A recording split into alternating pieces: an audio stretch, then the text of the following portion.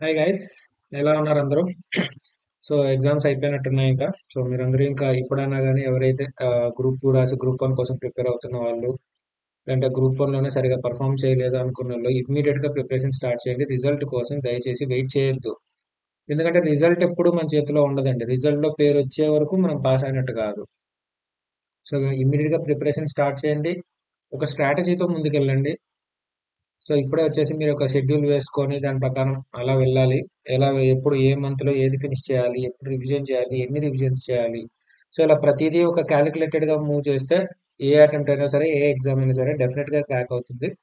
So మీకు కూడా అదే నేను సజెస్ట్ చేస్తున్నాను. సో ఒకవేళ డీటెయిల్ గా ఎలా ప్రిపేర్ అవ్వాలి ఏంటి అనేది మీకు అవసరమైతే జస్ట్ ఈ నెంబర్కి వాట్సాప్ అయినా చేయండి, లేదంటే కామెంట్ అయినా చేయండి. అలాగే వీడియో మీకు నచ్చినట్టయితే లైక్, షేర్ అండ్ సబ్స్క్రైబ్ చేయండి. సో నేను ఎప్పుడు చెప్తున్నట్టే it will motivate us to make more videos. So ఇప్పుడు సిఏ ఫైనల్ ఆడిట్ చెప్తున్నాము. దీని తర్వాత సిఏ ఇంటర్ చెప్పమని అడిగారు ఆడిట్ కి.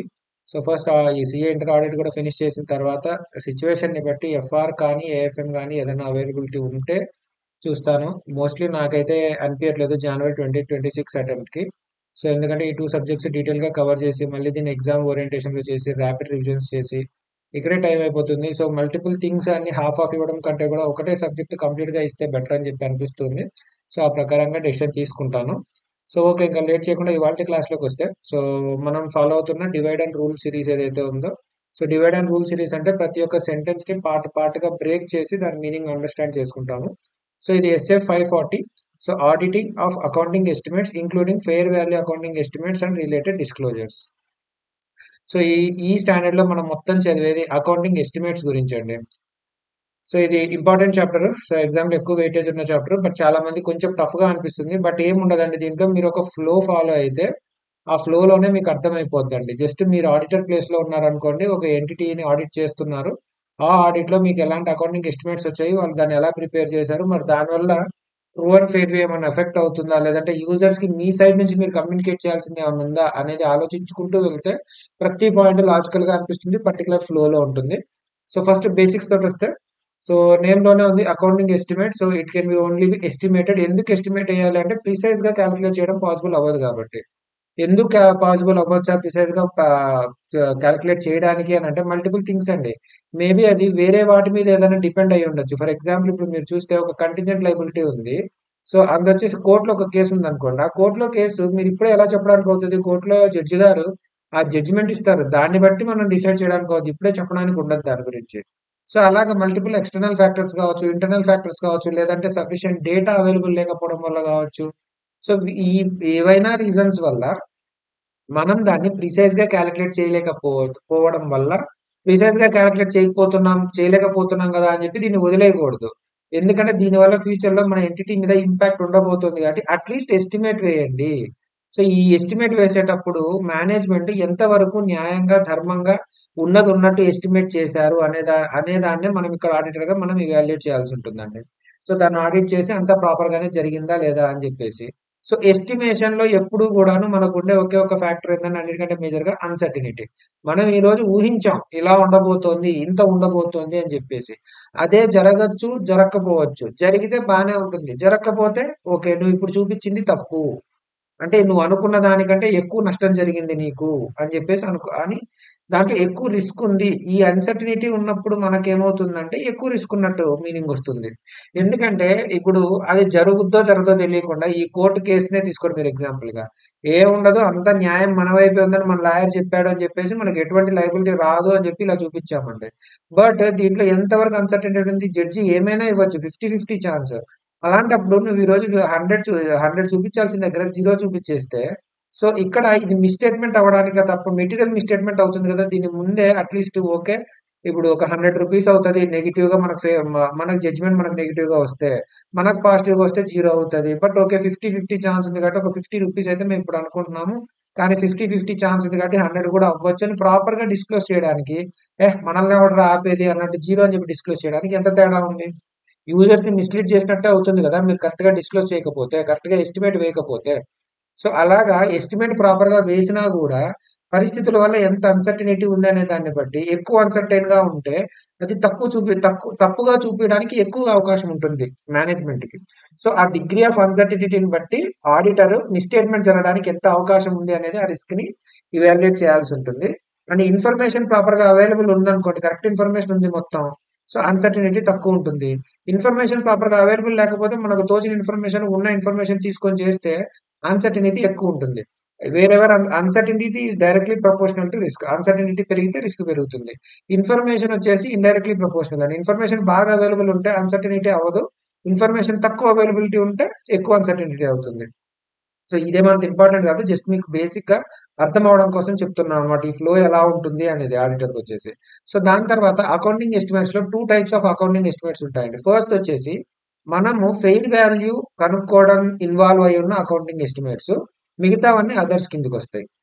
సో ఈ ఫెయిర్ వాల్యూ అకౌంటింగ్ ఎస్టిమేట్స్ ఏవైతే ఉన్నాయో ఇవన్నీ మనం ఎఫ్ఆర్ లో డిఫరెంట్ ఇండెక్స్ లో చదువుతామండి.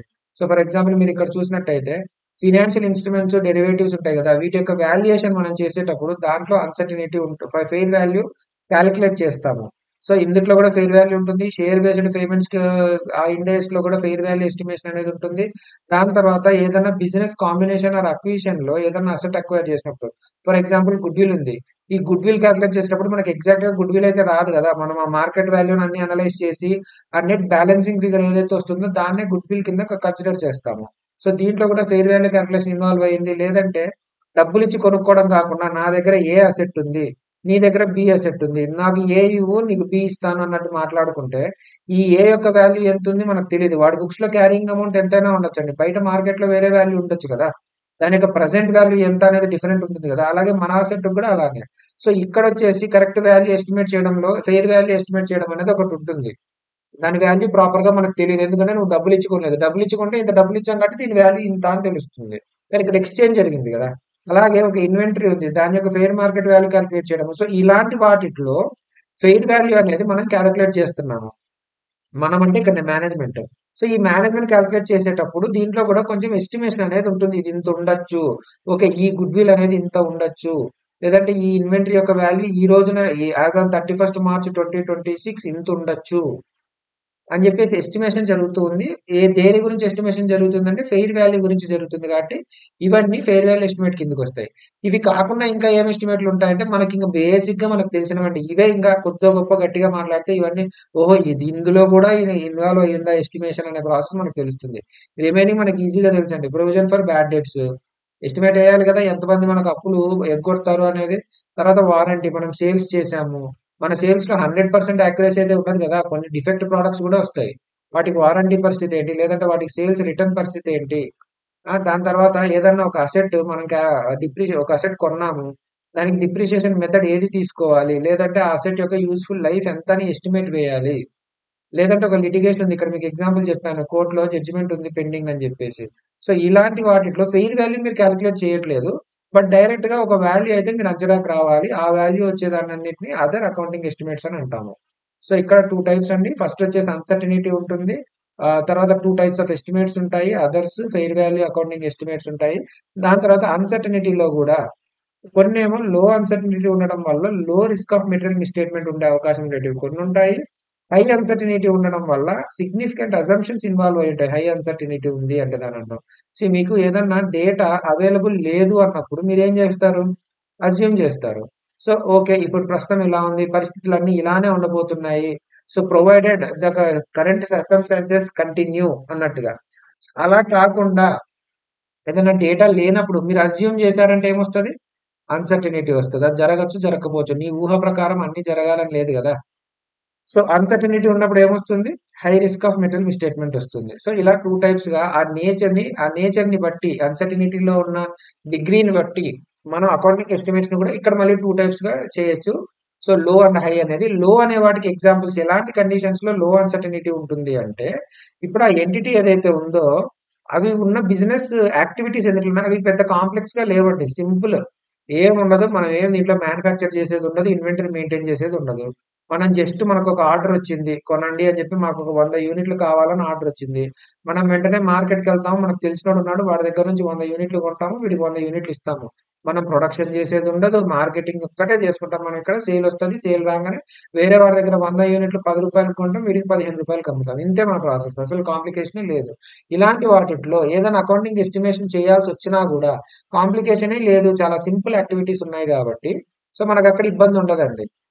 సో అలా అక్కడ లో అన్సర్టినిటీ ఉంటుంది. అలానే రొటీన్ గా చేస్తున్నారండి, మీరు ఎప్పటి నుంచో చేస్తున్నారు, రొటీన్ గా ఉన్నాయి ఆ ట్రాన్సాక్షన్స్ మీ వచ్చేసి. సో రొటీన్ గా చేయడం వల్ల మీరు అందుట్లో ఏం చేయాల్సిన అవసరం రాదండి. ఇప్పుడు సింపుల్ గా ఉన్నా మీకు క్లారిటీ ఉంటుంది, రెగ్యులర్ గా చేస్తున్నా మీకు క్లారిటీ ఉంటుంది. ఇప్పుడు మీరే చెప్పండి, ఇప్పుడు వెంటనే ఇమ్మీడియట్ గా ఒక ఫస్ట్ ఇయర్ లోనే ఎవడన్నా ఒక బిజినెస్ స్టార్ట్ చేసినప్పటికీ ఇమీడియట్ గా వాడే ఫస్ట్ ఇయర్ కాదు, వాడు ఒక 100th ఇయర్ అయింది అనుకోండి, వాడు అదే బిజినెస్ లో ఉన్నాడు, ఏం పని లేదు, అదే పని, కొనడం అమ్మడం, ఇంతకు మించి ఏమీ లేదు వాడి దగ్గర. లేదంటే ఇంతకు మించి ఏదన్నా ఉన్నా గానీ వాడు 100 సంవత్సరాల నుంచి చేస్తున్నాడు, వాడికి అది రొటీన్ వర్క్. అలాంటప్పుడు వాడు తప్పుపోవడానికి అవకాశం తక్కువ ఉంటుంది కదా, సో వాడికి ఎక్స్పీరియన్స్ ఉంది అన్నట్టుగా అర్థం చేసుకోవచ్చు మీరు ఇక్కడ. సో కాంప్లెక్స్ ట్రాన్సాక్షన్స్ లేనప్పుడు అన్సర్టనిటీ ఉండదు, రొటీన్ వర్క్స్ లోనూ అన్సర్టనిటీ ఉండదు. తర్వాత ఈ డేటా ఏదైతే ఉందో డేటా ఇమ్మీడియట్ గా అవైలబుల్ ఉందండి, డేటా రిలవెంట్ డేటా అవైలబుల్ ఉంది, రిలయబుల్ డేటా కూడా అవైలబుల్ ఉంది. అలాంటప్పుడు మీరే చెప్పండి, డేటా మొత్తం క్లియర్ గా ఉన్నప్పుడు కంటి క్లియర్ గా కనిపిస్తుంది ఏం జరుగుతుంది. ఓకే, ఇప్పుడు లైక్ మీరు తుఫాన్ వస్తుందా రాదా అనేది ఒక ఎస్టిమేషన్ వేయాలనుకోండి. సో మనకు ప్రాపర్ గా శాటిలైట్స్ ఉన్నాయి, శాటిలైట్ నుంచి డేటా వచ్చింది, ఆ డేటాలో వచ్చేసి ఓకే ఇప్పుడు బే ఆఫ్ బెంగాల్ లో వచ్చేసి అల్పపీడనం ఏర్పడింది అంటారు, అట్లా క్లియర్ గా మనకు డేటా తెలుస్తుంది. సో తుఫాన్ రాబోతోంది, మీకు డేటా ఉంది, అంత రెడీగా అవైలబుల్ గా ఉంది, అది రిలవెంట్ అండ్ రిలయబుల్ గా ఉంది. అలాంటప్పుడు అన్సర్టనిటీ ఉంటుందా? ఉండదు కదా. మీ దగ్గర డేటా లేకపోతే ఏం చేస్తారు, నేను ఇక్కడ చెప్పాను కదా, డేటా లేకపోతే అజంప్షన్స్ వస్తాయి, అజంప్షన్స్ వస్తే అన్సర్టనిటీ వస్తుంది, అన్సర్టనిటీ వస్తే రిస్క్ వస్తుంది. క్లియర్ కట్ ఫ్లో ఉంటుందండి ప్రతిదానికి కూడా. సో దాని తర్వాత ఏ మెథడ్ లో అయితే వాళ్ళు క్యాలిక్యులేట్ చేస్తున్నారో ఈ అకౌంటింగ్ ఎస్టిమేట్ ని, ఇప్పుడు ఫర్ ఎగ్జాంపుల్ ఇప్పుడు ఇందాక మనం మాట్లాడుకున్నాం ఫినాన్షియల్ ఇన్స్ట్రుమెంట్స్, డెరివేటివ్స్ అని చెప్పేసి. సో ఈ డెరివేటివ్స్ గురించి కానీ, లేదంటే ఏదైనా good will calculation business combination లో కానీ, లేదంటే ఏదైనా ఎక్స్చేంజ్ ఆఫ్ అసెట్స్ లో కానీ మీరు ఎలా క్యాలిక్యులేట్ చేయాలి ఆ ఫెయిర్ వాల్యూ అనేది, లేదంటే అకౌంటింగ్ ఎస్టిమేట్ అనేది ఎలా క్యాలిక్యులేట్ చేయాలో క్లియర్ కట్ గా మనకు ఆ ఇండ్ ఏఎస్ క్లియర్ కట్ గా ప్రిస్క్రైబ్ చేసింది అనుకోండి, అందులో అన్సర్టనిటీ ఉంటుందా?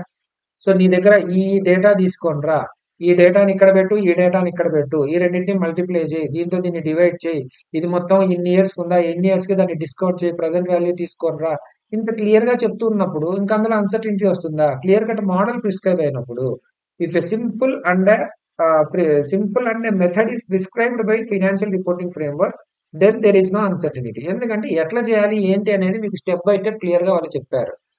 అలానే ఏదైతే మోడల్ మీరు ఫాలో అవుతున్నారో అది కూడా well known and generally accepted. మీరు ఫాలో అవుతున్న మెథడ్ మోడల్ ఏదైతే ఉందో ఎయిదర్ అది ఫినాన్షియల్ రిపోర్టింగ్ ఫ్రేమ్వర్క్ క్లియర్ గా ప్రిస్క్రైబ్ అన్నా చేసి ఉండాలి, లేదంటే అది చాలా మందికి తెలుసు, అందరూ అదే ఫాలో అవుతున్నారు, it is generally accepted model to determine that particular accounting estimate అనుకోండి. సో ఇప్పుడు ఫర్ ఎగ్జాంపుల్ ఒక వారంటీ ఉంది, లేదంటే సేల్స్ రిటర్న్స్ ఉన్నాయి. సో నార్మల్ గా 10% అనేది చేయాలి, కొత్త ప్రొడక్ట్ ఏదైనా వచ్చినప్పుడు నువ్వు ఎంత మంచి ఏఐ టెక్నాలజీ వాడినా కూడా 10% నీకు డిఫెక్ట్స్ వస్తాయి అన్నది జనరల్ గా యాక్సెప్ట్ చేసిన ఒక ఇది అనుకోండి. సో అలాంటప్పుడు మీరు 10% అనే వేస్తారు కదా, మీరు కొత్తగా ఇంకో ఫిగర్ వేయాల్సిన అవసరం లేదు. క్లియర్ కట్ గా మీకు అందరూ చెప్తున్నది ఒక మాట ఉంది, ఆ మాట ప్రకారం మీరు వెళ్ళిపోతారు, అందులో అన్సర్టనిటీ రాదు. సో ఇలాంటి కేసెస్ లో లో అన్సర్టనిటీ వస్తుంది, అందువల్ల లో రిస్క్ ఆఫ్ మెటీరియల్ మిస్స్టేట్మెంట్ ఉంటుంది. అలానే మరి హై ఎలాంటివి ఉంటాయి అంటే, ఒకటి వీటికి ఆపోజిట్ ఉన్నవన్నీ హై ఉంటాయండి. గట్టిగా ఒక్క మాటలో చెప్పాలంటే వీటికి ఆపోజిట్ ఉన్నవన్నీ హై ఉంటాయి. డేటా లేదు, ఎస్ హై ఉంటుంది. కొత్త ట్రాన్సాక్షన్ రొటీన్‌ది కాదు, ఎస్ హై ఉంటుంది. సింపుల్ కాదు, కాంప్లెక్స్ హై ఉంటుంది. ఒక మెథడ్ ప్రిస్క్రైబ్ అయ్యలేదు, నువ్వు చాలా కాంప్లికేటెడ్‌గా నువ్వే ఒక బ్లాక్ అండ్ స్కూల్స్ మోడల్ లెవెల్‌లో ఒకటి కనుక్కొని ఉండాలి, అప్పుడు ఎస్ హై అవుతుంది. సో ఇక్కడే చూడండి. సో ఇక్కడ సెకండ్ పాయింట్ వచ్చేసి if it is a highly specialised model, for example Black and Scholes model లాంటివి స్పెషలైజ్డ్ మోడల్ అంత సింపుల్‌ది కాదు. సో అలాంటప్పుడు కూడా ఎక్కువ అన్సర్టనిటీ ఉంటుంది. తర్వాత ఒక ఫినాన్షియల్ ఇన్స్ట్రుమెంట్ ఉంది derivatives. It is a complex thing, అంత పబ్లిక్ గా ట్రేడే అయ్యి ఉండదు. సో దాన్ని ఎలా క్యాల్కులేట్ చేయాలి ఏంటనేది తెలియదు. దాని తర్వాత డేటా రెడీగా అవైలబుల్ లేదు కాబట్టి మనం జడ్జిమెంట్ తీసుకోవాల్సి ఉంటుంది. ఫర్ ఎగ్జాంపుల్ ఇందాక మీకు చెప్పాను కదా, 10% సేల్స్ రిటర్న్స్ అన్నట్టు అనుకోండి అని చెప్పారు, కానీ అలాంటి డేటా ఏం అవైలబుల్ లేదు. సో ఎన్ని సేల్స్ రిటర్న్స్ వస్తాయనేది మేనేజ్మెంట్ యొక్క జడ్జిమెంట్ మీద ఆధారపడి ఉంటుంది. సో అలాంటప్పుడు హై అన్సర్టనిటీ ఉంటుంది. ఇవే అండి లో హై. లో ఉంటే లో రిస్క్, హై ఉంటే హై రిస్క్. మరి లో ఉండాలంటే ఇలాంటివి ఉండాలి అని చెప్తున్నాం. సో వీటినే తిప్పి తిప్పి తిప్పి తిప్పి చదవబోతున్నాం అండి మనం. ఏముండదు, ఇవే పదాలే చూడండి, ఈ model, appropriate financial reporting framework, ఈ డేటా ఎలా ఉంది, అజంప్షన్స్ ఏమైనా తీసుకున్నారా, దాని తర్వాత ఏమైనా కాంప్లెక్స్ ఉన్నాయా, మరి ఆడిట్ మేనేజ్మెంట్ ఎలా ఫాలో అయింది, ఆ మెథడ్ ఎలా ఫాలో అయింది, ఎంతసేపు ఉన్నా ఇవే 5-4 థింగ్సే మనం తిప్పి తిప్పి చదవబోతున్నాము. మీకు అది క్లియర్ కట్గా ఇప్పుడు ఎక్స్ప్లెయిన్ అవుతుంది. సో నెక్స్ట్ వచ్చేసి auditor has to identify and assess the risk of material misstatement. SA 315 లో చదువుకున్నాము. సో దాన్నే ఇక్కడ చేసేటప్పుడు, సో ఇందాక రిస్క్ ఆఫ్ మెటీరియల్ మిస్స్టేట్మెంట్ అనేది డైరెక్ట్లీ ప్రపోర్షనల్ టు దేనికని చెప్పాను, అన్సర్టనిటీకి అని చెప్పాను. సో ఇప్పుడు అన్సర్టనిటీ గురించి ఫస్ట్ పాయింట్ వస్తుంది మనకు. ఇలా మీరు లింక్ చేసుకొని చదివితే మీకు అంత కన్ఫ్యూజన్ ఉండదు, ప్లస్ ఈజీగా గుర్తుంటుంది. So to identify and assess the risk of material misstatement, auditor shall first what he has to do, he has to evaluate the degree of estimation uncertainty.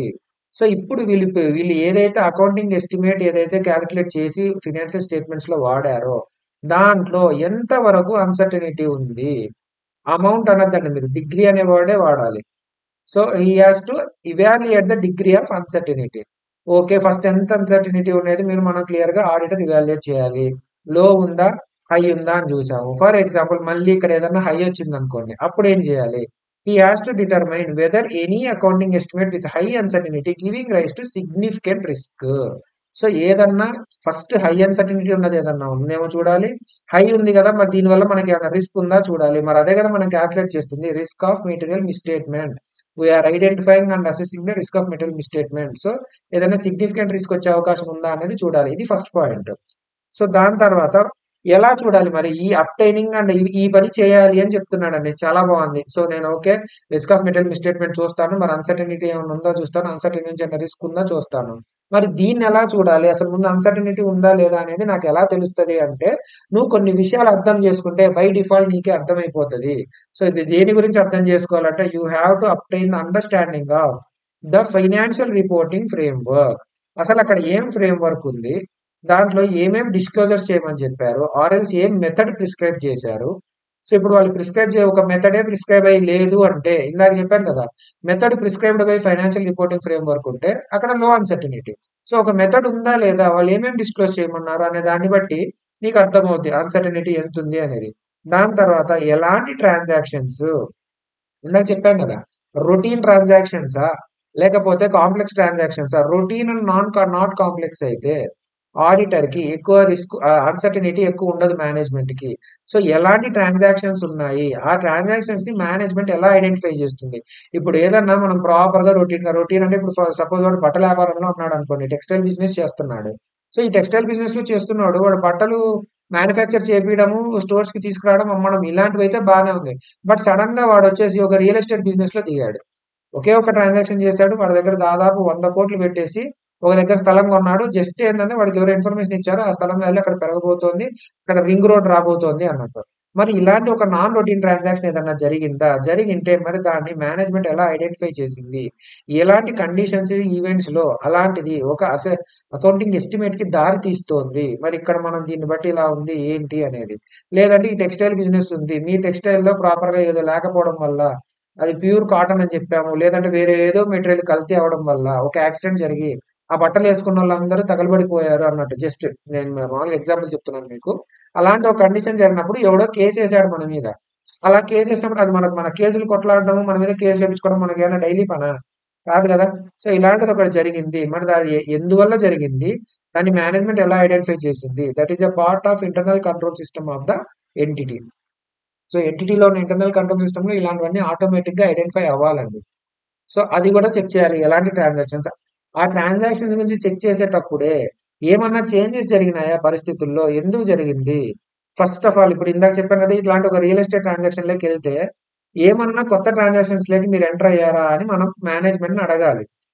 Actual గా entity యొక్క internal control system by default దాన్ని identify చేసి చెప్పేయాలి, okay ఇది కొత్త transaction, it may involve అనే accounting estimate అని చెప్పి. లేదు అది ఒకవేళ కనిపెట్టలేదు, ఇంటర్నల్ కంట్రోల్ సిస్టమ్ పర్ఫెక్ట్ గా ఉండాలని రూల్ ఏం లేదు కదా.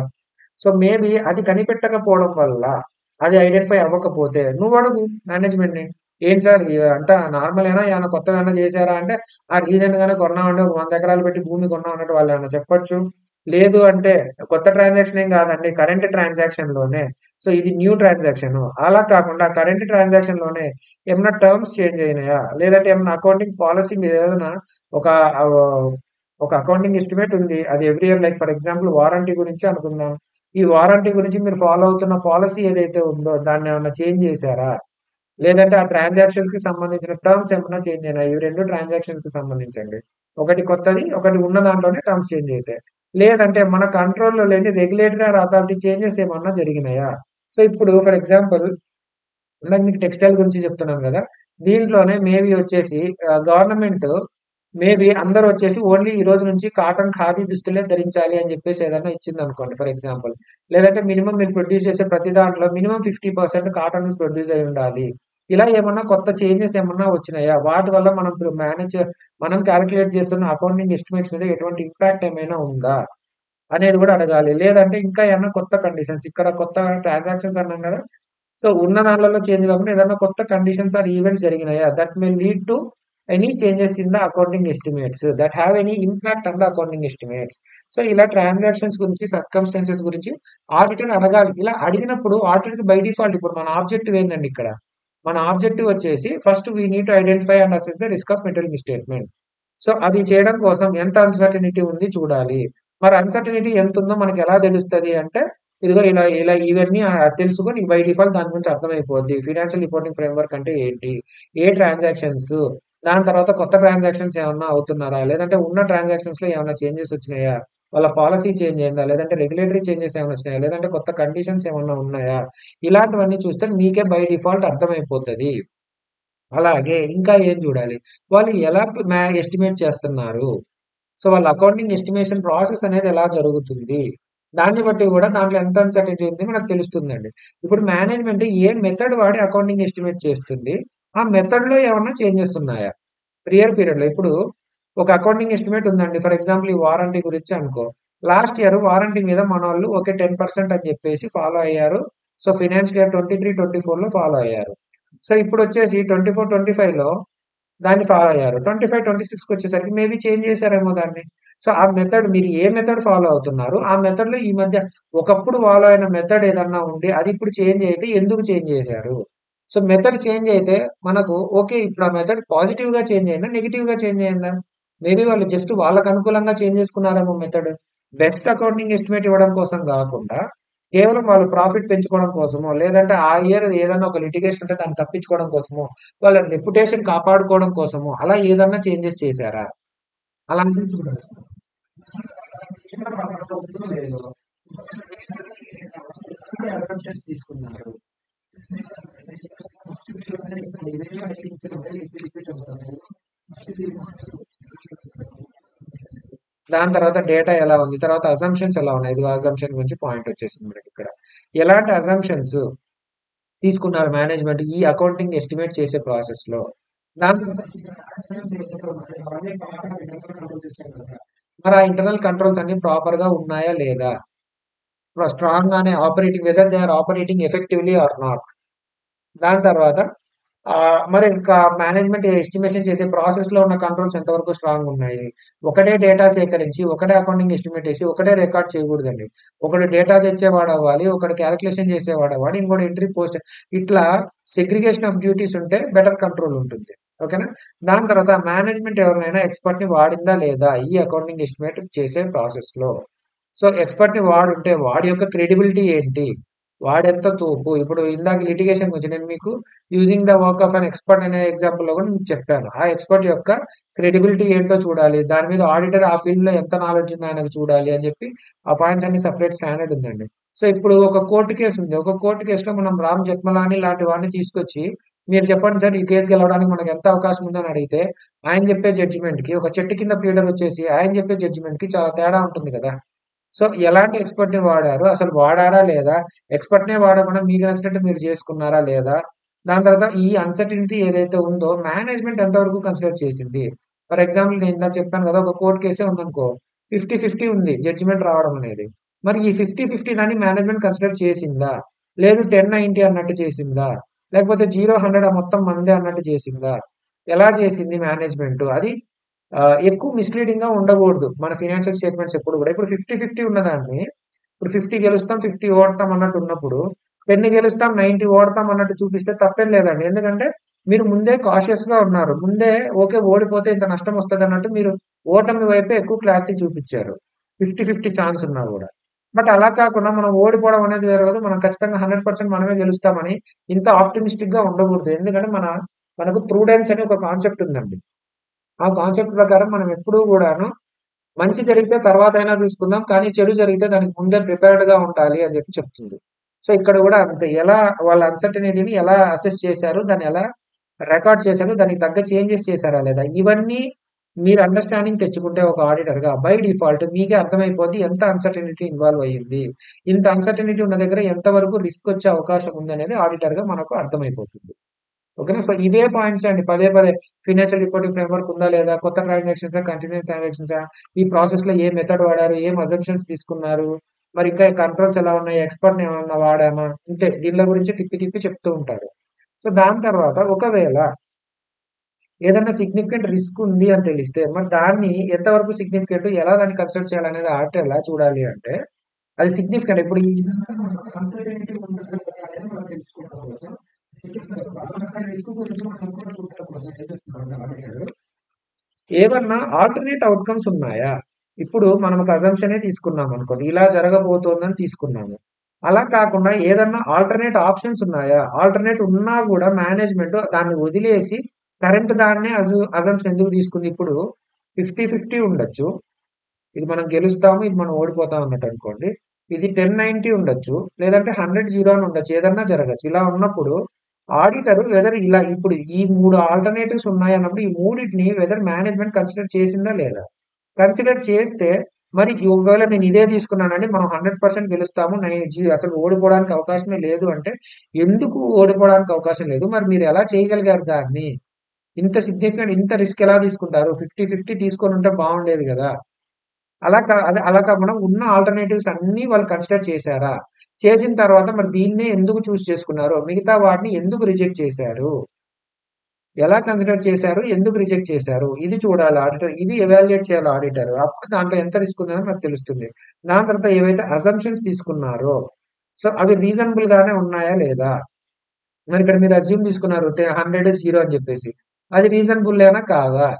ఓకే. 100% గెలుస్తామని అనుకున్నాము. దాని తర్వాత మరి మేనేజ్‌మెంట్ వాళ్ళు తీసుకున్న అసంప్షన్ నిజం అవ్వడానికి ఎంత వరకు శాయశక్తులా ప్రయత్నిస్తున్నారు? What is their intent and whether they have that ability. ఇప్పుడు నేను కోర్ట్ కేస్ ఎగ్జాంపులే చెప్పాను మీకు. దాంట్లో మరి మీరు 100, 0 అని చెప్పారు అని చెప్పి 100% మనమే గెలుస్తాం అన్నప్పుడు మీరు అంత మంచి లాయర్‌ని హైర్ చేసుకున్నారా లేదా? సో, రామ్ జెఠ్మలాని లాంటి ఆయన్ని హైర్ చేసుకొని ఉండాలి గదా! నేను ఖచ్చితంగా మనమే గెలుస్తామని జెప్పి ఏదో చెట్టు కింద లాయర్‌ని తీసుకొనొస్తే వాడికేం తెలుసు ప్రొవిజన్స్ వాడు ప్రాపర్‌గా కోర్ట్‌లో వాదిస్తాడో, వాదించడో. ఓడిపోతామేమో మనము. మీకు నిజంగానే మీరు 100% కేస్ మనమే గెలుస్తామనే ఉద్దేశ్యం మీకుంటే, మీరు ముందు మంచి లాయర్‌ని హైర్ చేసుకొని ఉండాలి గదా! సరే సార్ హైర్ చేసుకోవడానికి మనకు లేదండి. మనం రామ్ జెఠ్మలాని అంత ఆయన్ని మనం హైర్ చేసుకోలేమంటే, అంత ఎబిలిటీ లేనోడికి మరి నువ్వు 100% అని ఎలా గెస్ చేసావు ఫస్ట్? 50-50 అని తీసుకొని ఉండాలి గదా!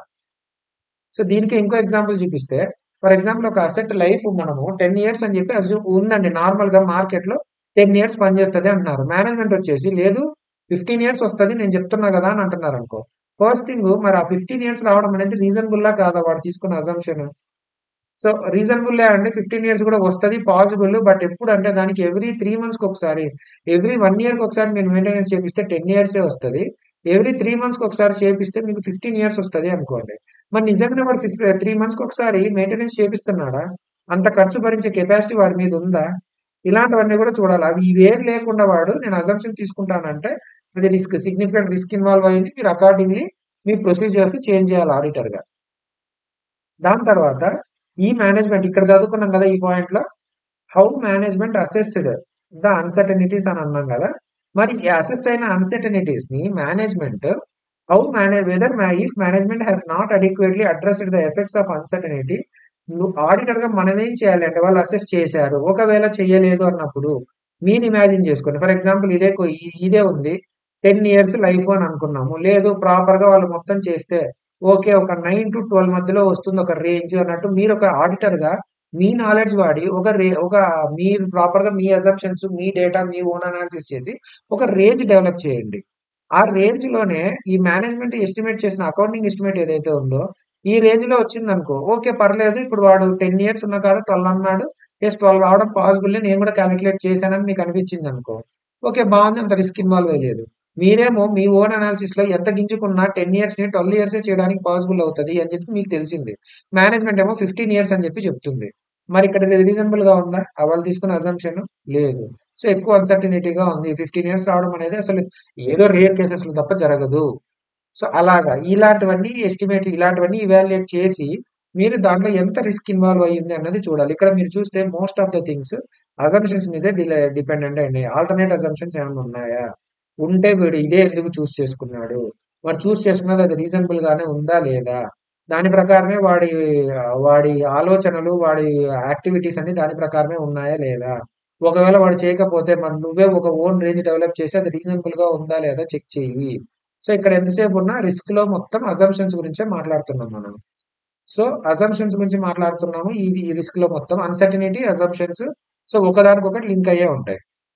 నెక్స్ట్ వచ్చేసి మరి ఇవన్నీ చేసేటప్పుడు అసలు అజంప్షన్స్ గురించి ఆడిటర్ గా నువ్వేం అర్థం చేసుకోవాలి. ఇప్పుడు ఇంతసేపు చదివాం కదా, రిస్క్ ఉందా లేదా అని చూడడం కోసం ఆడిటర్ ఈవాల్యుయేట్ చేయాలి, ఆల్టర్నేట్ ఉన్నాయా లేదా చూడాలి, రీజనబుల్ ఉందా లేదా చూడాలి, రీజనబుల్ కోసం ఓన్ డెవలప్ చేయాలి.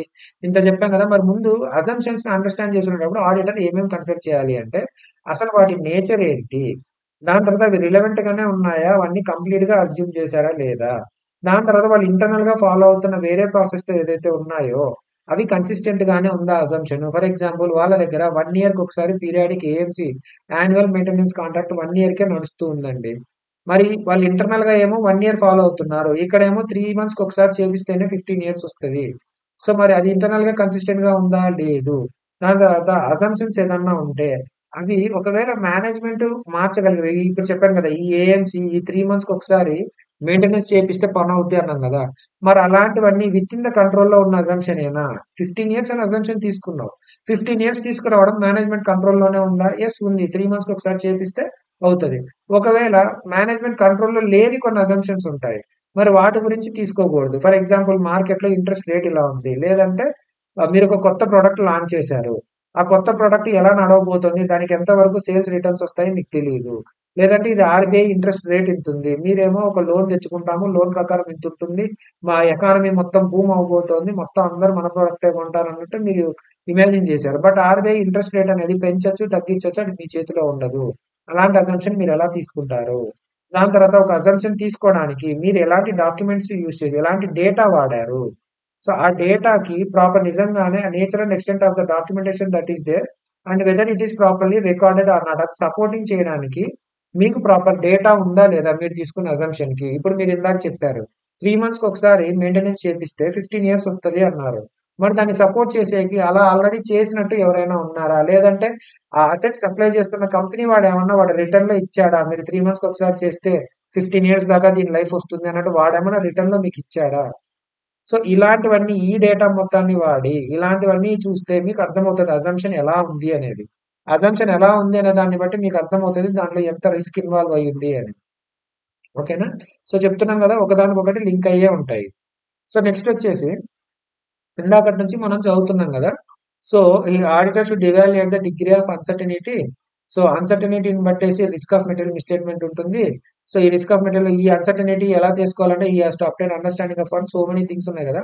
సో అలానే సో నువ్వు ఎంత డిగ్రీ ఆఫ్ అన్సర్టనిటీ ఉంది అనేది సో ఇక్కడ బై అబ్టైనింగ్ ద అండర్స్టాండింగ్ అని చెప్పి ఇక్కడ చదువుకున్నాం మనం. సో ఇక్కడ ఈ దీని ద్వారా మీరు ఎంత అన్సర్టనిటీ ఉందనేది మీరు ఐడెంటిఫై చేస్తారు, బానే ఉంది. కానీ అన్సర్టనిటీని ఎఫెక్ట్ చేసే ఫ్యాక్టర్స్ కొన్ని ఉంటాయి కదా. ఏం ఫ్యాక్టర్స్ ఉంటాయి? ఇదో ఇక్కడ చెప్పాను కదా ఫస్ట్ టైం మీకు 2 టైప్స్ ఉన్నాయి. లో ఉంటాయి, హై ఉంటాయి. నాట్ కాంప్లెక్స్ అయితే, రొటీన్ అయితే, లేదంటే ఒక మెథడ్ ఆల్రెడీ ప్రిస్క్రైబ్ అయి ఉంటే, రెడీగా డేటా అవైలబుల్ అయి ఉంటే, well known and generally accepted model ఒకటి ఉంటే లో అన్సర్టనిటీ ఉంటది అని చెప్పి చెప్పాను కదా. దాన్నే ఇక్కడ మళ్ళీ తిప్పి తిప్పి చదువుకుంటాను చూడండి. సో ఒక జడ్జిమెంట్ చేయాల్సిన అవసరం లేదండి. సో ఎంతవరకు ఆ అకౌంటింగ్ ఎస్టిమేట్ అనేది ఎంతవరకు ఒక జడ్జిమెంట్ మీద ఆధారపడి ఉంది. సో ఆధారపడాల్సిన అవసరం లేదండి. ప్రాపర్ గా ఈ డేటా ఏదైతే ఉందో అది రెడీగా అవైలబుల్ అయింది. అంత ప్రాపర్ గా రిటర్న్ ఫామ్ లో ఉందండి. ఎవరు జడ్జిమెంట్ చేయాల్సిన అవసరం లేదు. అంత రెడీమేడ్ గా రిటర్న్ ఫార్మాట్ లో అవైలబుల్ ఉంది. సో అప్పుడు అన్సర్టనిటీ ఉంటుందా? ఉండదు, అవసరం లేదు. దాని తర్వాత ఈ ఇన్పుట్స్ ఏవైతే ఉన్నాయో ఈ డేటా గురించి అవన్నీ క్లియర్ కట్ గా అబ్జర్వబుల్ గా ఉన్నాయనుకో అన్సర్టనిటీ ఉంటుందా? ఉండదు. అన్అబ్జర్వబుల్ ఇన్పుట్స్ ఉంటే యెస్. నువ్వు అన్‌అబ్జర్వబుల్ ఉంది. నువ్వు జడ్జిమెంట్స్ తీసుకున్నావు. సో, దాని ప్రకారం నీ యొక్క అన్‌సర్టెనిటీ అనేది పెరుగుతుంది. దాని తర్వాత ఒక అసంప్షనే తీసుకున్నాము. ఈ జడ్జిమెంట్ గురించి ఇక్కడ చదువుకున్నాము. డేటా గురించి అనుకోండి ఈ పాయింట్. తర్వాత అసంప్షన్స్ తీసుకున్నాము. ఈ అసంప్షన్ ఇప్పుడు అసంప్షన్ ఇది 100 ఉంటే ఇది మంది 1000 ఉంటది అని ఎస్టిమేట్ చేశాము. బట్ ఇది 10 అయితే ఇది ఎంత అవుతది? సో, ఇది ఇక్కడ 10 టైమ్స్ డివైడ్ అయిపోయింది కాబట్టి ఇది 100 అవుతదా అంటే, లేదు సార్ ఇది 100 ఉంటేనే ఇది 1000 అవుతుంది. ఇది 10 అయితే మంది మటుకు 0 అయిపోతది. కనీసం 100 కూడా ఉండదు. అన్నట్టుగా ఇలాంటి సెన్సిటివిటీ అంటే ఏందంటే, ఈ అసంప్షన్ తీసుకున్నాం గదా! దాంట్లో ఏ చిన్న తేడా జరిగినా నువ్వు తీసుకున్న అవుట్‌పుట్‌లో ఎంత తేడా వస్తుంది? అసంప్షన్స్‌లో ఎంత పర్సెంటేజ్ తేడా జరిగితే అవుట్‌పుట్‌లో ఎంత పర్సెంటేజ్ తేడా వస్తుందనే దాన్ని సెన్సిటివిటీ అని అంటారు. ఫర్ ఎగ్జాంపుల్ ఇక్కడ నేను చెప్పాను గదా! 100 ఉన్నప్పుడు మన సేల్స్ 1000 అవుతాయి అని చెప్పాను. అదే 10 ఉన్నప్పుడు మరి 100 సేల్స్ అవుతాయా అంటే, ఓకే. అవుతాయి అన్నారనుకోండి. ఓకే. ప్రపోర్షనేట్ గానే చేంజ్ అవుతుంది కాబట్టి పెద్ద ఇబ్బంది లేదు. కానీ ఇప్పుడు 100 ఉన్నప్పుడు 1000 అవుతదండి. కానీ ఒకవేళ 50 కంటే కిందికి పడిపోతే మటుకు మనకు ఒకటి కూడా సేల్ అవ్వదు. జీరోకి అయిపోతాము అనుకోండి. అప్పుడు ఎక్కువ సెన్సిటివ్‌గా ఉన్నట్టు అర్థం వస్తుంది. మనం తీసుకున్న అజంప్షన్. సో, ఎక్కువ సెన్సిటివిటీ ఉన్నప్పుడు ఎక్కువ అన్‌సర్టెనిటీ ఉంటుంది. ప్రపోర్షనేట్‌గా తగ్గుతుందనుకోండి. 100కి 1000, 10కి 100 అన్నట్టుంటే పెద్ద ప్రాబ్లమ్ ఏం లేదు గదా! ఉన్నదున్నట్టు ఓకే. అదెంత తగ్గితే ఇది అంతే తగ్గుతుంది. కానీ అలా కాకుండా అది ఒకటి తగ్గితే ఇది 4 తగ్గుద్ది అన్నట్టుంటే ఎక్కువ సెన్సిటివ్‌గా ఉన్నప్పుడు ఎక్కువ అన్‌సర్టెనిటీ ఇన్వాల్వ్ అవుతుందన్నమాట. దాని తర్వాత మళ్ళీ చదువుకున్నాం కదా! Recognised measurement technique. ఆ మెథడ్ ఏదైతే చదివామో ఆ మెథడ్‌నే ఇక్కడ టెక్నిక్ అని అంటున్నారు. సో, అలాంటి ఒక మెథడ్ క్లియర్ కట్‌గా రికగ్నైజ్డ్ ఉందనుకోండి.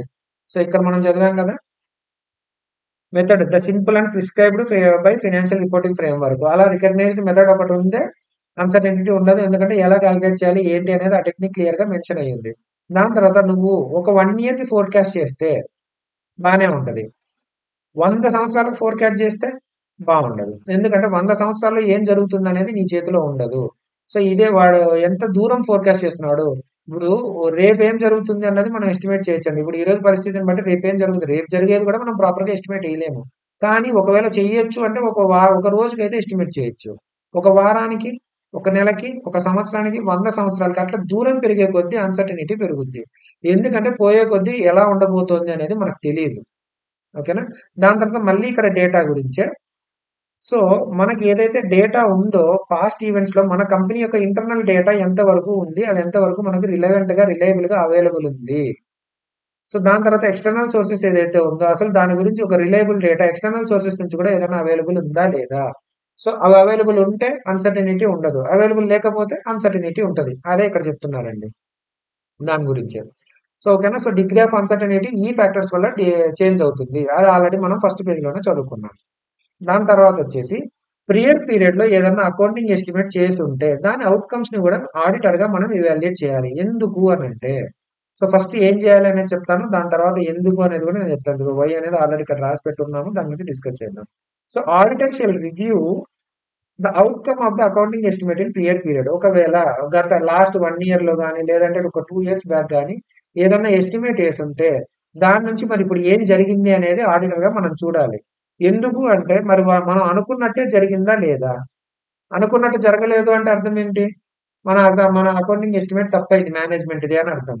సో, ఒకవేళ అనుకున్నట్టు ఏదన్నా జరగకపోతే మరి ఓకే. పరిస్థితులు చేజారుతున్నాయి అన్నప్పుడు దాన్ని కరెంట్ పీరియడ్ కోసం ఏమన్నా రీఎస్టిమేట్ చేసారా మేనేజ్మెంట్ అనేది ఒక ఆడిటర్‌గా మనం చెక్ చేయాలి.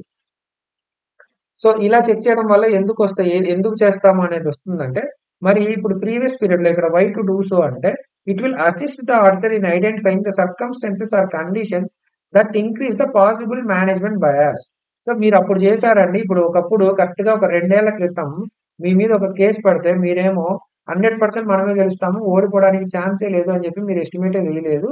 తీరా చూస్తేనేమో మీరు ఆ కేస్ ఓడిపోయి మీరింత పెనాల్టీ 100,00,00,000 పెనాల్టీ కట్టాల్సొచ్చింది. మీరంతా బయాస్డ్‌గా ఉన్నారు. ట్రాన్స్‌పరెంట్‌గా లేరు అని జెప్పేసి, కరెంట్ ఇయర్‌లో ఇంకో కేస్ ఏదన్నా పడితే, ఆడిటర్‌కి మరి ఏంటి మళ్ళీ ఒక కేసొచ్చింది. మళ్ళీ అలాంటి ఒక సర్కమ్‌స్టాన్స్ ఒక కండిషన్ ఎదురయింది. మరి దాంట్లో ఎంత వరకు మేనేజ్‌మెంట్ బయాస్‌గా ఉండేదంటే, యెస్ 100% బయాస్‌గా ఉంటుందండి. వాళ్ళు కొంచెం కూడా లేదు. ఎంతసేపున్నా మనదే విజయం అన్నట్టు మాట్లాడతారు. అసలు ఏంటి కరెంట్ రియాలిటీ ఏంది? గ్రౌండ్ రియాలిటీ అనేది ఏందో వాళ్ళు ఆలోచించరని చూసి, ఆడిటర్ ఆ ప్రకారంగా తన ప్రొసీజర్స్ చేంజ్ జేస్తాడు. బట్ అంతేగాని దాన్ని చూసి తన ఎలాంటి ప్రెజెన్స్ పెర్ఫార్మ్ చేయాలనేది డిసైడ్ చేసుకోవడానికే గాని, మేనేజ్‌మెంట్‌కెళ్ళి అబ్బో! సాధించాలి అబ్బో! పీకినవులే భయ్యా నువ్వు. అప్పుడు కూడా 50, 50 ఛాన్స్ ఉందని చెప్పేసి మొత్తుకొని చెప్పినా గాని నువ్వు వినలేదు. మనదే గెలుపు 100% అన్నట్టుగా నువ్వు మాట్లాడావు అని చెప్పి వాళ్ళని క్వశ్చన్ చేయడానికి లేదండి. అది మేనేజ్మెంట్ ఇష్టం. నీ ఒపీనియన్ మాత్రమే నువ్వు చెప్పాలి. మేనేజ్మెంట్ ఇలా 100% మనమే గెలుస్తామంటున్నారు. కానీ మా ప్రకారం చూస్తే 50-50 అనే ఉంది. కానీ సో దీనివల్ల ఇంత చేంజ్ ఉంది. ఇది వరకు మెటీరియల్‌గా ఎఫెక్ట్ అయ్యే అవకాశం ఉందని నీ ఉద్దేశం చెప్పడం కోసమే గాని, వాడేం చేయాలో వాడికి పని నేర్పియడం కోసం మీరెళ్ళట్లేదు. వాడు పని సరిగ్గా చేయకపోతే మీరు తిట్టడానికి మీరెళ్ళట్లేదు. వాడు చేసిన పని ఇవాల్యుయేట్ చేయడానికి మాత్రమే మీరెళ్తున్నారు. ఓకేనా? సో ఇక్కడేంటంటే, ఔట్‌కమ్ ఏంటొచ్చిందనేది రివ్యూ చేయాలి. కరెంట్ పీరియడ్‌కి ఏమన్నా చేంజెస్ చేసుంటే దాన్ని చూడాలి. ఒకవేళ ఔట్‌కమ్ రివ్యూ అయ్యుంటే ఎందుకు చేంజ్ అయింది? వాళ్ళనుకున్న ప్రకారం ఇప్పుడు 100% మనమే గెలుస్తామని అనుకున్న వాళ్ళు ఇప్పుడు ఎందుకు ఓడిపోయారు అనేది మనం రీజన్స్ ఐడెంటిఫై చేయాలి. ఎలా ఐడెంటిఫై చేయాలి అంటే ఏం చేయడం వల్ల మనకు అలాంటొస్తదంటే, వాళ్ళు ఎస్టిమేట్ చేసిన ప్రాసెస్ ఏదైతే ఉందో అది ఎంత ఎఫెక్టివ్‌గా ఉంది అనేది చూడాలి. వాళ్ళేం లేదండి. వాళ్ళేం పెద్ద ఎస్టిమేట్ చేయలేదు. జస్ట్ నాకు రాత్రి కల్లో వచ్చింది. మనమే గెలుస్తున్నామని నాకు కలొచ్చింది. దాని ప్రకారం నేను ఎస్టిమేట్ చేసేసానంటే అది ఎఫెక్టివ్ ప్రాసెసా? కాదు గదా! అలా వాళ్ళు ఫాలో అయిన ప్రాసెస్ ఏదైతే ఉందో అది ఎంత ఎఫెక్టివ్‌గా ఉందో చూడాలి. అది చాలా ఎఫెక్టివ్‌గా ఉందండి. 100% వాళ్ళు పాపం బానే రీసెర్చ్ చేశారు మార్కెట్‌లోకెళ్ళి నలుగురు లాయర్స్‌ని హైర్ చేసుకొని డెసిషన్ తీసుకున్నారు. అయినా గూడా పాపం వాళ్ళకి ఇలా అయింది అనుకోండి. అప్పుడు ఆడిటర్‌గా మనం అర్థం చేసుకోవచ్చు. ఓకే. ఒక్కొక్కసారి మనం ఎంత పోరాడినా గాని పరిస్థితులు మన చేతిలో ఉండవు అని అనుకోవచ్చు. లేదు అలా కాదు నాకు రాత్రి కల్లో దేవుడొచ్చి చెప్పాడు మనమే కేస్ గెలుస్తామని అందుకే నేను ఇలా ఎస్టిమేట్ చేశానంటే అది ఎఫెక్టివ్‌గా లేదు కాబట్టి వాడు ప్రాపర్‌గా లేడు. చాలా బయాస్‌గా ఉన్నాడు అని చెప్పేసి మనం అర్థం చేసుకొని, మనం ఫాలో అవ్వాల్సిన ఈ nature, timing and extent of ప్రొసీజర్స్‌ని మనం చేంజ్ చేసేస్తాము. దాని తర్వాత ఎవిడెన్స్ గ్యాదర్ చేయాలి. దేని గురించంటే, మరి పరిస్థితులు చేంజ్ అయినాయి గదా! ఔట్‌కమ్ డిఫర్ అయింది గదా! దాని గురించి మరి కరెంట్ పీరియడ్‌లో ఏం ఎఫెక్ట్ ఉంది? సీపీ అంటే కరెంట్ పీరియడ్. దాన్ని ప్రాపర్‌గా రీఎస్టిమేట్ చేశారా లేదా? మరి అలానే ఇలా ఔట్‌కమ్ డిఫర్ అయిందండి. ఈ రీజన్ వల్ల డిఫర్ అయింది అని చెప్పేసి ప్రాపర్‌గా డిస్క్లోజ్ చేశారా లేదా గూడా మనం ఆడిటర్‌గా మనం చూడాలి. ఓకేనా? సో, ఈ ఇది యొక్క ప్రియర్ పీరియడ్ అనలైజ్ చేయడం వల్ల మనకు ఎంతవరకు మేనేజ్మెంట్ న్యాయం, ధర్మంగా పనిచేస్తుంది. వాళ్ళ అకౌంటింగ్ ఎస్టిమేషన్ ప్రాసెస్ ఎంతవరకు బాగుంది అనేది మనకు తెలుస్తుంది. నెక్స్ట్ వచ్చేసి మరి ఏమేమి డిస్క్లోజ్ చేయాలి? Auditor applicable financial reporting framework ప్రకారం ప్రతిదీ డిస్క్లోజ్ చేశారా లేదా అని sufficient and appropriate audit evidence తీసుకురావాలి. ఏమేమి డిస్క్లోజర్స్ ఉండొచ్చు అంటే ఏ మెథడ్ వాడారు? ఒకవేళ ప్రియర్ పీరియడ్‌లో వేరే మెథడ్ వాడుతూ కరెంట్ పీరియడ్‌లో ఏమైనా చేంజ్ చేస్తే మరి ఏమైనా చేంజ్ చేశారా? చేస్తే ఏ బేసిస్ మీద చేంజ్ చేశారు? లేదంటే ఏ బేసిస్ మీద మీరు అకౌంటింగ్ ఎస్టిమేషన్ చేశారు? ఎలాంటి అసంప్షన్స్ తీసుకున్నారు? దాని తర్వాత అన్‌సర్టెనిటీ రావడానికి ఏం సోర్సెస్ ఉన్నాయి? ఫర్ ఎగ్జాంపుల్ డేటా అవైలబుల్‌గా లేకపోవడం వల్ల మనం చేశాము. దానివల్ల ఇంత ఇంప్లికేషన్ ఉండొచ్చు అని క్లియర్ కట్‌గా డిస్క్లోజ్ చేశారా లేదా? అవే పాయింట్సే తిప్పి తిప్పి రిపీట్ అవుతాయి. బట్ మీరేంటంటే వీటన్నిటిని ఈ పాయింట్స్ ఉండొచ్చని మీరు ఒకసారి ఏ హెడ్డింగ్‌కైనా ఆన్సర్ మీరు చదువుకున్న తర్వాత రివైజ్ చేసుకునేటప్పుడు ఏమేమి ఉండొచ్చో మీరు కూర్చొని ఒక 2 మినిట్స్ మైండ్‌లో ఆలోచించుకొని దాని తర్వాతే మీరు పాయింట్స్ చూస్తే మీకు బాగా గుర్తుంటది. ఓహో! ఇక్కడ ఉన్న 7 పాయింట్స్ ఏవైతే అనుకున్నామో అందులో ఇక్కడ 5 ఉన్నాయే. ఒక 2 లేవు. ఇంకోటేదో కొత్త పాయింట్ వచ్చిందే. ఇలాంటివన్నీ మీరు నోట్ చేసుకోవడానికి యూజ్ అవుతుంది. ఓకేనా? తర్వాత రిటర్న్ రిప్రజెంటేషన్ తీసుకోవాలి. దాని మీద సెపరేట్‌గా మనకొక స్టాండర్డ్ ఉంది 580. బట్ ఈ దేని గురించి తీసుకోవాలంటే ఈ స్టాండర్డ్‌కి సంబంధించిందేంటంటే ఆ మెజర్‌మెంట్ ప్రాసెస్ ఏదైతే ఉందో అకౌంటింగ్ ఎస్టిమేట్‌కి అది ఎంతవరకు అప్రాప్రియేట్ ఉంది? ఏం అజంప్షన్స్ వాడారు? ఏ మోడల్స్ వాడారు? ఆ మోడల్స్ కన్సిస్టెంట్‌గా ఉన్నాయా లేదా? లేదంటే ఏమన్నా చేంజెస్ చేశారా? అని క్లియర్ కట్‌గా మేనేజ్‌మెంట్‌తో మనోళ్ళు రిటర్న్ రిప్రజెంటేషన్ తీసుకోవాలి. ఎందుకంటే మనకు ఒకవేళ ఐడెంటిఫై అవ్వకపోతే వాడిని కూడా లూప్‌లోకి తీసుకున్నట్టు అవుతది. బాధ్యత వాడి మీద కూడా షేర్ చేస్తాము. నేను ఎంత ప్రొసీజర్ పెర్ఫార్మ్ చేసినా నాకు అన్నీ దొరకవు. ఏమన్నా ఉంటే ముందే నువ్వు చెప్తే దాని ప్రకారం నేను కూడా ఫాలో అవుతాను. అజంప్షన్స్ ఏవైతే తీసుకున్నానో అవి మేనేజ్మెంట్ యొక్క ఇంటెంట్ అండ్ ఎబిలిటీని రిఫ్లెక్ట్ చేస్తున్నాయి అన్నట్టుగా రిటర్న్ రిప్రజెంటేషన్ తీసుకోవాలి. ఫర్ ఎగ్జాంపుల్ ఇందాక చెప్పిందే 10 ఇయర్స్ లైఫ్ ఉన్న అసెట్‌ని 15 ఇయర్స్ అని తీసుకుంటే మరి పీరియాడిక్ 3 మంత్స్‌కి ఒకసారి మెయింటెనెన్స్ చేపిస్తున్నామా లేదా? యెస్ చేపిస్తున్నాం అన్నట్టు రిటర్న్ రిప్రజెంటేషన్ తీసుకోవాలి. డిస్క్లోజర్స్ అన్నీ ప్రాపర్‌గా డిస్క్లోజ్ చేశాను. చేశాడా లేదా అని చెప్పి మీరిక్కడ చెక్ చేయాలి ఆడిటర్‌గా. He has to obtain sufficient and appropriate audit evidence. ఆ ఎవిడెన్స్‌లోనే ఒక భాగంగా వాడి దగ్గర నుంచి కూడా రిటర్న్ రిప్రజెంటేషన్ తీసుకుంటాము. థట్ వాడే చెప్పాడండి. నేను చూసాను. నాకేం దొరకలేదు. ప్లస్ ఏమన్నా నాకు దొరకనివి ఏమైనా ఉంటాయని వాడిని అడిగాను. వాడు లేదు లేదండి. అన్నీ చూపించామని రిటర్న్ ఫార్మ్‌లో ఇచ్చాడు అని చెప్పేసి వాడిని కూడా లాగడానికి ఉంటుంది. అందుకే రిటర్న్ రిప్రజెంటేషన్ తీసుకుంటాము. దాని తర్వాత ఏవన్నా సబ్సిక్వెంట్ ఈవెంట్స్ జరిగినాయా? ఫర్ ఎగ్జాంపుల్ 31 మార్చ్‌కి మనము కోర్ట్ కేసు మనమే గెలుస్తాం 100% అని చెప్పేసి నువ్వు ఏం కంటింజెంట్ లయబిలిటీ క్రియేట్ చేయలేదు. ఎస్టిమేట్ వేయలేదు. ఎంత లయబిలిటీ రావచ్చు మనకని. తీరా మనం ఆడిట్ చేస్తున్నదేమో 30థ్ జూన్ చేస్తున్నాం అనుకోండి ఫర్ సపోజ్. ఈ మధ్యలో మేలో గాని, ఏప్రిల్‌లో గాని లేదంటే జూన్‌లోనే గాని ఏమన్నా కండిషన్స్ జరిగి మనం ఓడిపోతాము ఈ కేసు అన్నట్టు ఏమన్నా జరిగుంటే మరి ఆ ప్రాపర్ అకౌంటింగ్ ఎస్టిమేట్ లో అడ్జస్ట్మెంట్స్ డిస్క్లోజర్ లో చేంజెస్ చేశారా లేదా? సో ఇవి జరిగినాయో లేదో మనకి ఎలా తెలుస్తుందండి? మనకు తెలియదు కదా. అది మేనేజ్మెంటే చెప్పాలి. మధ్యలో కోర్టు జడ్జిమెంట్ ఇచ్చింది. మనం కింద కోర్టు జడ్జిమెంట్ ఇస్తే మనం హైకోర్టుకి వెళ్ళాము అని ఒక జరిగింది అనుకోండి. అంటే నువ్వు కింద కోర్టులో ఓడిపోయావనే కదా. మరి ఓడిపోయిన విషయం చెప్పాలి కదా నువ్వు. ఇక్కడ ఓడిపోయినాడు హైకోర్టులో మటుకు 100% మందే విజయం అని అనుకోకూడదు. సో అలాంటి సబ్సిక్వెంట్ ఈవెంట్స్ ఏమన్నా జరిగాయా? జరగలేదు. ఏం జరగలేదు కదా. జరిగి ఉంటే నువ్వు ప్రాపర్ గా అడ్జస్ట్ చేసావు కదా అని చెప్పి వాళ్ళ దగ్గర నుంచి రిటర్న్ రిప్రజెంటేషన్ తీసుకోవాలి. సో ఇప్పుడు స్టాండర్డ్ బుక్ లో ఒకసారి చూద్దాము. ఏం ఫాలో అవుతున్నాము, but at the same time మనం సివిల్ కేసు ఫస్ట్ ఏమేమి తీసుకోవాలి? అకౌంటింగ్. సో ఇక్కడ వచ్చేసి kind of estimates, fair value estimates ఉంటాయి. ఈ కాంప్లెక్స్, షేర్ బేస్ ఇవన్నీ కాంప్లెక్స్, అదర్ ఇవి మనం చెప్పాము. దాని తర్వాత ఈ నేచర్ లో ఇవి లో అన్సర్టనిటీ ఉన్నది. సో కాంప్లెక్స్ ఉండవు. రొటీన్ ట్రాన్సాక్షన్స్, డేటా రెడీగా ఉంది, మేనేజ్మెంట్ మెథడ్ ఎఫ్ఆర్ఎఫ్ లో సింపుల్ గా ఉంది, మోడల్ వెల్ నోన్ ఉంది. సో రిమైనింగ్ అన్ని హై అన్సర్టనిటీ ఉంటాయి.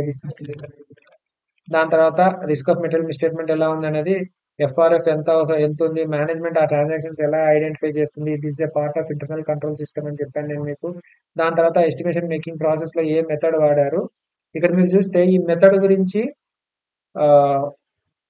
2 పాయింట్స్ సపరేట్ గా ఇక్కడ ఫస్ట్ పాయింట్, ఫోర్త్ పాయింట్ ఇచ్చారు. నేనేం చెప్పానంటే ఏ మెథడ్ వాడారు ఫస్ట్ పాయింట్, ఆ మెథడ్ లోనే ఏమైనా చేంజెస్ ఉన్నాయా సెకండ్ పాయింట్, అంతకుముందు వాడిన మెథడ్ కి. సో ఇలా కలిపి రాసుకుంటే మీకు బెటర్ గా గుర్తుంటుంది. అది ఏమంటే కంట్రోల్స్ ఏంటి, ఎవరైనా ఎక్స్పర్ట్ ని వాడారా, ఏమైనా అజంప్షన్స్ యూజ్ చేశారా. దాని తర్వాత మేనేజ్మెంట్ అన్సర్టనిటీని ఎలా కన్సిడర్ చేసింది. తర్వాత మేనేజ్మెంట్ తో ఏమైనా కొత్త ట్రాన్సాక్షన్స్ ఉన్నాయా, లేదంటే ఉన్న ట్రాన్సాక్షన్స్ కి టర్మ్స్ ఏమైనా మారాయా. ఈ మారడంలోనే ఈ చేంజ్ అనే దగ్గర నేను మళ్ళీ చేంజ్ అని చెప్పేసి కరెంట్ దానికి టర్మ్స్ చేంజ్ అయ్యాయా అని ఒక పాయింట్ కిందకి వస్తుంది. అకౌంటింగ్ పాలసీస్ ఏమైనా చేంజ్ అయ్యాయా అని రెండో పాయింట్ కిందకి వస్తుంది. సో ఇక్కడ ఉన్న 5 పాయింట్స్ లో 2 పాయింట్స్ మీరు క్లబ్ చేయొచ్చు. తర్వాత ట్రాన్సాక్షన్స్ గురించి, ఇక్కడ ట్రాన్సాక్షన్స్ అని వస్తే ఒకటి న్యూ ట్రాన్సాక్షన్స్ ఏమైనా ఉన్నాయా, లేదంటే కరెంట్ దాంట్లో టర్మ్స్ ఏమైనా చేంజ్ అయ్యాయా. సో 3 పాయింట్స్ మీకు ఇక్కడ కవర్ అయిపోతాయి. ఇట్లా 2 లో 3 కవర్ అయిపోతాయి మీకు. ఓకే. సో తర్వాత వచ్చేసి మేనేజ్మెంట్ మరి ఎలా ఉంది, మేనేజ్మెంట్ ఆల్టర్నేటివ్ అజంప్షన్ కన్సిడర్ చేసిందా, చేస్తే మరి పాత వాటిని ఎందుకు రిజెక్ట్ చేసింది. తర్వాత అజంప్షన్స్ అయితే అవి రీజనబుల్ గానే ఉన్నాయా లేదా, వాళ్ళ ఇంటెంట్ అండ్ ఎబిలిటీ దానికి తగ్గట్టుగానే ఉందా లేదా. మేనేజ్మెంట్ ఒకవేళ సరిగ్గా చేయకపోతే అన్సర్టనిటీని నువ్వు ఓన్ గా ఒక రేంజ్ డెవలప్ చేసి చూడు. రిటర్న్ రిప్రజెంటేషన్స్ తీసుకో, ఆ ప్రాసెస్ ఏంటి, మోడల్స్ ఏంటి అని చెప్పేసి. దాని తర్వాత క్లియర్ పీరియడ్ ఏమైనా ఉంటే, అవుట్కమ్ ఏదైనా ఉంటే మరి దాని అవుట్కమ్ ఏమొచ్చింది. అవుట్కమ్ కరెక్ట్ గా లేకపోతే మరి కరెంట్ పీరియడ్ కి రీఎస్టిమేషన్ చేశారా లేదా అనేది చూడు. దాని తర్వాత అవుట్కమ్ చేంజ్ అయితే రీజన్స్ చూడు ఎందుకు. మేనేజ్మెంట్ యొక్క ఎఫెక్టివ్ ప్రాసెస్ అనేది ముందు ప్రాపర్ గా ఉందా లేదా, కల్లో వచ్చిందని చెప్పి చేశాడా, లేదంటే ప్రాపర్ గా అంతా క్యాల్కులేట్ చేసి చేశాడా. దాని తర్వాత రీఎస్టిమేషన్ చేశారా లేదా అని ఎవిడెన్స్ తీసుకో. దాని తర్వాత ప్రాపర్ గా డిస్క్లోజ్ చేశారా లేదా అని చూసుకో. అన్ని పాయింట్స్ మనం డిస్కస్ చేసామండి.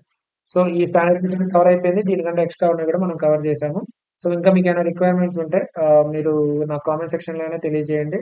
అండ్ వచ్చేసి ఒక టెలిగ్రామ్ ఛానల్ క్రియేట్ చేశాను ఈ మొత్తం దీనికోసం, ఈ పీడిఎఫ్ షేర్ చేయడం కోసం. సో టెలిగ్రామ్ ఛానల్ క్రియేట్ చేశాను. దాని ఇప్పుడు వచ్చేసి లోన్ గుల్ఫ్ సిఏ అకాడమీ అనే నేను పెట్టాను. లింక్ వచ్చేసి డిస్క్రిప్షన్ లో నేను షేర్ చేస్తాను. సో ఇంట్రెస్ట్ ఉన్న వాళ్ళు, మెటీరియల్ కావాలి అనుకున్న వాళ్ళు అక్కడ జాయిన్ అవ్వచ్చు. థ్యాంక్ యూ వెరీ మచ్ అండి. See you in the next class.